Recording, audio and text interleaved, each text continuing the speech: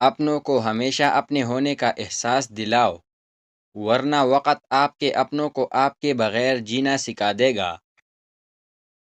تم اس دنیا میں رہتے نہیں ہو، بلکہ اس دنیا سے گزر رہے ہو۔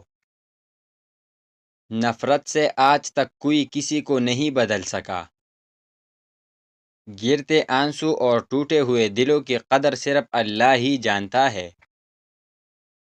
عقل جتنی چھوٹی ہوگی، زبان اتنی لمبی ہوگی، کیونکہ وہی برتن شور کرتا ہے جو خالی ہوتا ہے۔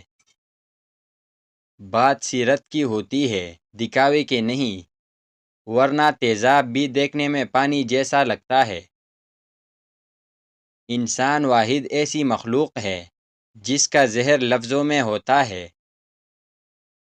جو تمہارے مقدر میں ہوگا وہ تم تک ضرور پہنچے گا۔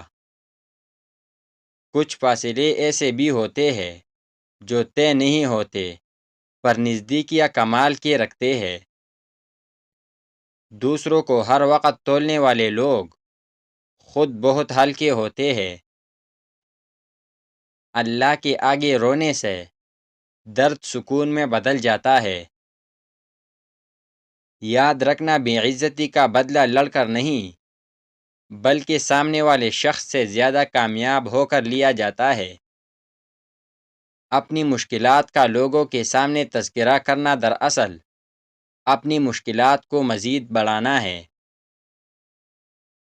ایک بار جب آپ اپنی خامیوں کو تسلیم کر لیں تو کوئی بھی انہیں آپ کے خلاف استعمال نہیں کر سکتا۔ رات کو نیند نہ آنے کا مطلب ہے کہ آپ کسی کے خواب میں جاگ رہے ہیں۔ گفتگو سے سمجھ بوجھ میں اضافہ ہوتا ہے، لیکن تنہائی وہ مدرسہ ہے جہاں عظیم ذہن جنم لیتے ہیں۔ اگر آپ کو ہر مادی چیز کی قیمت معلوم ہے مگر اپنی قدر معلوم نہیں، تو اس سے بڑی بیوقوفی کیا ہوگی۔ جہاں عزت، سچائی اور خلوص نظر آئے وہاں دوستی کا ہاتھ بڑھاؤ، ورنہ تمہاری تنہائی تمہاری بہترین دوست ہے۔ جب آپ کچھ بھی نہ کر سکے تو اپنی دعاؤں میں اضافہ کرتے رہے، کیونکہ اللہ کے سوا کوئی آپ کو کچھ نہیں دے سکتا۔ ہم اس دنیا میں یوں رہتے ہیں جیسے کبھی جائیں گے ہی نہیں، اور پھر یوں خاموشی سے چلے جاتے ہیں جیسے کبھی تھے ہی نہیں۔ کچھ رشتے کرائے کے مکان کی طرح ہوتے ہیں، انہیں جتنا مرضی سجا لو، چمکا لو اور دیکھ بھال کر لو، وہ کبھی اپنے نہیں ہوتے۔ دنیا میں تمہارے لیے سب سے بدترین سزا یہ ہے کہ اللہ تمہاری زبانوں سے اپنا ذکر روک لے۔ جب سے لوگ بزرگوں کے کم عزت کرنے لگے ہیں، تب سے لوگ اپنے دامن میں دعائیں کم اور دوائی زیادہ بھرنے لگے ہیں۔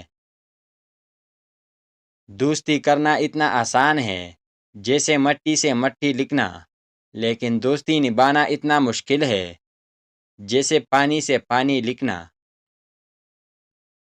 کائنات کی سب سے مہنگی چیز احساس ہے جو دنیا کے ہر انسان کے پاس نہیں ہوتا۔ نیند کو عبادت بنانے کا سب سے آسان طریقہ یہ ہے کہ آپ باوضو ہو کر سویا کریں۔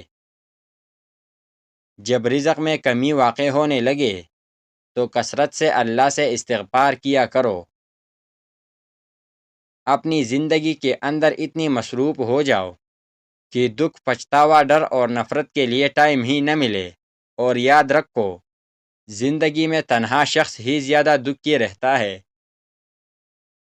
ہم ایک دن دنیا چھوڑ جائیں گے، اس حقیقت کو سب جانتے ہوئے بھی ایک دوسرے کا دل دکھاتے ہیں، اور آخر میں صرف ہم ہوتے ہیں اور ہمارا اللہ ہوتا ہے، باقی کوئی تیسرا نہیں ہوتا۔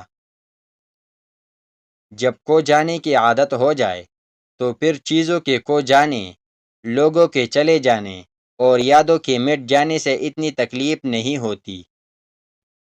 انسان جب ایک حد تک درد سہ لیتا ہے تو پھر خاموش ہو جاتا ہے، پھر وہ نہ شکایتیں کرتا ہے اور نہ ہی امیدیں وابستہ کرتا ہے۔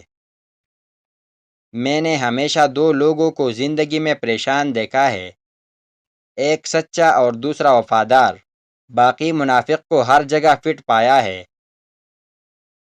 احتیاط کیا کرے، لوگ پہلی اپنی عادت ڈالتے ہیں اور پھر کہتے ہیں میں نے جو کہنا تھا کہہ دیا، اب تمہیں جو سمجھنا ہے سمجھ لو۔ اصل ایمان یہ ہے کہ جب انسان کے دل میں بے حیائی کا خیال آئے تو اپنے رب سے حیا کرے اور اس سے شرمائے۔